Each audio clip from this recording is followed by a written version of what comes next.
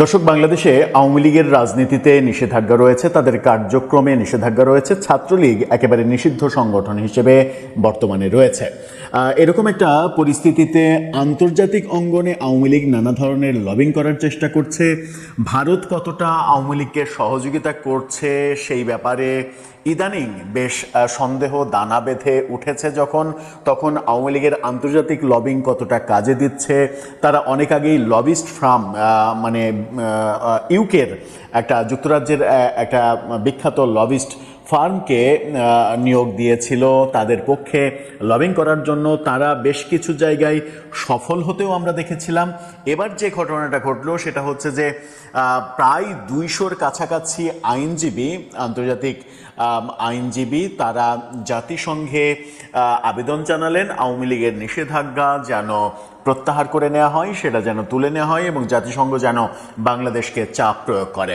জাতিসংঘ শেখ হাসিনা সরকার পতনের পরে যে রিপোর্ট দিয়েছিল, সেই রিপোর্টে আন্দোলন এবং আন্দোলন পরবর্তী 15ই আগস্ট পর্যন্ত 1400 জনের মৃত্যু হতে পারে এরকম রিপোর্টে বলা হয়েছিল। আমরা দেখেছি যে 5 আগস্ট থেকে 15 আগস্ট পর্যন্ত অনেক হত্যাকাণ্ডের ঘটনা ঘটেছে, পুলিশ হত্যাকাণ্ড থেকে অনেক হত্যাকাণ্ডের ঘটনা ঘটেছে বিপ্লবের পরেও।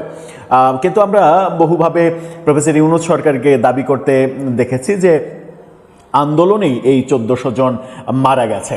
কিন্তু আওয়ামী লীগের পক্ষে কিংবা নিরপেক্ষ জায়গা থেকে অনেকেই বলার চেষ্টা করেছেন যে 5 আগস্ট থেকে 15 আগস্ট পর্যন্ত যে সময়টা, এই সময়টায় অনেকেই নিহত হয়েছেন এবং কয়েকশো এই সংখ্যা। সেই ক্ষেত্রে এখন পর্যন্ত সরকার যখন 830-40 জনের বেশি শনাক্ত করতে পারেনি, গেজেট প্রকাশ করতে পারেনি, তখন সেটা নিয়ে নানা দিকে তর্ক বিতর্ক চলছে। মাঝখানে আমরা জামাতের আমিরকে দেখেছি যে তিনি বলেছেন যে 1200 শহীদের বাড়িতে তিনি গিয়েছেন। 1.5 বছরে কত দিন হয়, সেই দিনে ধরে নেওয়া যায় যে 500 দিনে তিনি 1200 শহীদের বাড়িতে গেলেন, যে শহীদের বাড়িগুলো টেকনাফ থেকে তেঁতুলিয়ায় বিভিন্ন জেলায়। একজন মানুষের পক্ষে এই 1200 জনের বাড়িতে কিভাবে যাওয়া সম্ভব সেটা নিয়েও বিতর্ক হচ্ছে এবং সেই বিতর্ক সংসদেও উঠেছে। এরকম একটা পরিস্থিতিতে জাতিসংঘে এবং জাতিসংঘের ওই রিপোর্টে, যে রিপোর্টের কথা বললাম, সেই রিপোর্টে জাতিসংঘ স্পষ্ট বলেছিল কোনো দলকে নিষিদ্ধ করা যাবে না। কিন্তু প্রফেসর ইউনূস সরকার সেটা শোনেনি। কিন্তু জাতিসংঘের রিপোর্টে ওই 1400 জনের সংখ্যা নিয়ে তারা অনেক বেশি ওইটাকে কাজে লাগানোর চেষ্টা করেছে, আমরা দেখেছি। এবার জাতিসংঘের কাছে যে আবেদনটা গেল, সেই আবেদন কারা করলেন, কিভাবে করলেন, কি বললেন তারা, এর পরিপ্রেক্ষিতে জাতিসংঘ কোন স্টেপ নেবে, শেখ হাসিনা সরকার পতনের পেছনে জাতিসংঘের ডোনাল্ড লুর ভূমিকা, জাতিসংঘকে কাজে লাগিয়ে ডোনাল্ড লুর ভূমিকা অন্যতম একটা বড় ভূমিকা হিসেবে কাজ করেছে, এরকম আলোচনা যখন আমাদের দেশে প্রতিষ্ঠিত হয়ে গেছে প্রায়, ঠিক সেই মুহূর্তে জাতিসংঘ আদৌ কি আওয়ামী লীগের রাজনীতি ফিরিয়ে আনার জন্য কোনো ভূমিকা নেবে? চলুন একটু জেনে দেখি কারা এই চিঠি দিলেন, কি আবেদন করলেন, এর পরিপ্রেক্ষিতে জাতিসংঘের বক্তব্য কি। দর্শক, বলছিলাম বাংলাদেশে সবথেকে পুরনো দল আওয়ামী লীগের উপরে যে নিষেধাজ্ঞা রয়েছে, কার্যক্রমের নিষেধাজ্ঞা, সেটা প্রত্যাহারের জন্য জাতিসংঘে আবেদন জানিয়েছেন অন্তত 173 জন আইনজীবী। ইত্তেফাকের এই শিরোনামটা দেখে নিন। ইত্তেফাক বলছে আওয়ামী লীগের নিষেধাজ্ঞা প্রত্যাহারে জাতিসংঘে আবেদন 173 আইনজীবীর। কারা করলেন চলুন একটু দেখি। সেখানে বলা হচ্ছে আওয়ামী লীগের রাজনৈতিক কার্যক্রমের উপরে আরোপিত নিষেধাজ্ঞা প্রত্যাহারের দাবিতে জাতিসংঘের মানবাধিকার বিষয়ক হাই কমিশনার বরাবর আবেদন করেছেন কক্সবাজার জেলা আইনজীবী সমিতির 173 জন আইনজীবী। সোমবার দেওয়া এক যৌথ বিবৃতিতে তারা এই তথ্য জানিয়েছেন। কক্সবাজার জেলা আইনজীবীর 173 জন আইনজীবী যখন এই আবেদন করলেন, তখন সেটা কতটা কাজে দেবে? এর আগেও আমরা দেখেছি যে ব্রিটিশ আইনজীবী, আমেরিকান কংগ্রেসম্যান, ব্রিটিশ এমপি অনেকেই জাতিসংঘে বিভিন্নভাবে চিঠি দিয়েছেন, তাদের আবেদন জানিয়েছেন, তাদের দাবি জানিয়েছেন এই ব্যাপারে যেন আওয়ামী লীগের নিষেধাজ্ঞা তুলে নেওয়া হয়। এবার দেশ থেকে এটা করা হলো।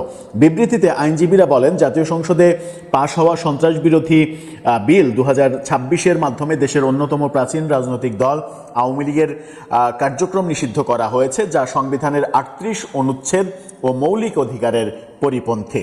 তারা উল্লেখ করেন, ভাষা আন্দোলন, 6 দফা, গণ অভ্যুত্থান ও মুক্তিযুদ্ধের নেতৃত্ব দানকারী একটি দলকে যথাযথ বিচারিক প্রক্রিয়া ছাড়া নিষিদ্ধ করা প্রাকৃতিক ন্যায় বিচারের নীতির লঙ্ঘন। বিবৃতিতে আরও উল্লেখ করা হয়, বাংলাদেশ জাতিসংঘের নাগরিক ও রাজনৈতিক অধিকার বিষয়ক আন্তর্জাতিক চুক্তির স্বাক্ষরকারী দেশ, কিন্তু নতুন এই আইনের মাধ্যমে আন্তর্জাতিক বাধ্যবাধকতা ও গণতান্ত্রিক অধিকার ক্ষুণ্ণ করা হয়েছে। এখানে এই কারা এই আইনজীবী কারা স্বাক্ষর করেছেন সেই ছবিও মানে আমরা হাতে পেয়েছি ইত্তেফাকের কল্যাণে, সেই ছবিটাও আপনারা দেখে নিতে পারেন। অন্তত তাহলে বোঝা যাবে যে কারা এই আবেদনটা করেছেন এবং মানে এই ব্যাপারটা, এই খবরটা যে অথেন্টিক, সত্যিই যে আবেদনটা করা হয়েছে সেই ব্যাপারটা। আইনজীবীরা বলেছেন, আওয়ামী লীগের কার্যক্রম নিষিদ্ধের বিষয়টি আন্তর্জাতিক পরিসরে তুলে ধরতেই তারা জাতিসংঘের মানবাধিকার বিষয়ক হাই কমিশনের কার্যালয়ে আবেদন করেছেন। তারা আশঙ্কা প্রকাশ করে বলেন, এই নিষেধাজ্ঞা বহাল থাকলে আন্তর্জাতিক কূটনৈতিক সম্পর্কে অনিশ্চয়তা তৈরি হতে পারে এবং আঞ্চলিক নিরাপত্তায় নেতিবাচক প্রভাব পড়তে পারে। আওয়ামী লীগের কার্যক্রম নিষিদ্ধের বিষয়টি আন্তর্জাতিকভাবে তুলে ধরতেই তারা এই আবেদন করেছেন। জাতিসংঘ প্রথম যে রিপোর্ট, শেখ হাসিনা সরকার পতনের পরে প্রথম যে রিপোর্ট দিয়েছিল, সেখানে 1400 জন মৃত্যুর কথা বলেছিল 15ই আগস্ট পর্যন্ত। পাশাপাশি কোনো দল নিষিদ্ধ করা যাবে না এই ব্যাপারে বলেছিল। পরবর্তীতে তাদের অবস্থান আমরা পরিবর্তন হতে দেখেছি। তারা বলেছে যে ইনক্লুসিভ নির্বাচন আওয়ামী লীগকে ছাড়াও কিভাবে গ্রহণযোগ্য হয় সেটা ইউনূস সরকার সেটা মানে ব্যাখ্যা করবে এবং সেটা তারা ভালোভাবে বোঝাবে। তার মানে ইউনূস সরকারের দ্বারা প্রভাবিত হয়েছিল জাতিসংঘ, কিন্তু নির্বাচনের আগে আগে আবার তাদের অবস্থান আমরা পরিবর্তন দেখেছিলাম। তারা আবারও ইনক্লুসিভ রাজনীতি, ইনক্লুসিভ নির্বাচনের কথা বলেছিল। জাতিসংঘ সহ বিভিন্ন আন্তর্জাতিক সংস্থা, বিভিন্ন দেশ থেকে এই দাবিগুলো করা হয়েছিল। আওয়ামী লীগের নিষেধাজ্ঞা তুলে নেওয়ার ব্যাপারে আমেরিকা, ইউকে সহ বিভিন্ন দেশ, ভারতের চাপ তো রয়েছে, রাশিয়ার চাপ রয়েছে, অস্ট্রেলিয়ার চাপ রয়েছে, এরকম বড় বড় বেশ কিছু দেশের চাপ থাকা সত্ত্বেও সেগুলো শোনা হয়নি। এবং বর্তমান বিএনপি সরকারের আমলে আমরা দেখলাম যে প্রফেসর ইউনূসের জারি করা অধ্যাদেশ, যে অধ্যাদেশের মাধ্যমেই, অধ্যাদেশকে কাজে লাগিয়েই আওয়ামী লীগের উপরে নিষেধাজ্ঞা দিয়েছিল তারা, সেই অধ্যাদেশ আবার বিল আকারে বিএনপি সংসদে পাশ করলো। পাশ করার মাধ্যমে যেটা হলো সেটা হচ্ছে প্রফেসর ইউনূসের সিদ্ধান্ত বহাল থাকলো, আওয়ামী লীগের নিষেধাজ্ঞা আরও দীর্ঘায়িত হলো। সেই ক্ষেত্রে কোন পরিস্থিতির দিকে যাবে, ভারতের অবস্থান শেষ পর্যন্ত কি হবে, ভারতের অবস্থান দোদুল্যমান মনে করছেন অনেকে।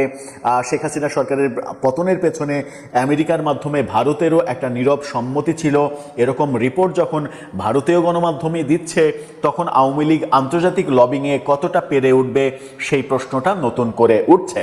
এখন দেখার বিষয়, কক্সবাজার আইনজীবী সমিতির 173 জন আইনজীবীর এই চিঠি জাতিসংঘ কতটা আমলে নেয়। যখন আমরা দেখেছি যে আন্তর্জাতিক পর্যায় থেকে মানে ব্রিটেন, আমেরিকা, এই দুই দেশের কংগ্রেসম্যান, আইনজীবী, বিভিন্ন মানবাধিকার গোষ্ঠী, তারা জাতিসংঘে এর আগে বলেছেন, তারপরেও জাতিসংঘের খুব বড় মানে সক্রিয় ভূমিকা এই ব্যাপারে আমরা দেখে নেই। দর্শক, আপনার কি মনে হয়? আপনি কি এই চিঠিতে আশাবাদী হচ্ছেন, নাকি এটা শুধুমাত্র একটা নিউজ মাত্র? আপনার মতামত জানিয়ে লিখতে পারেন আমাদের কমেন্ট বক্সে।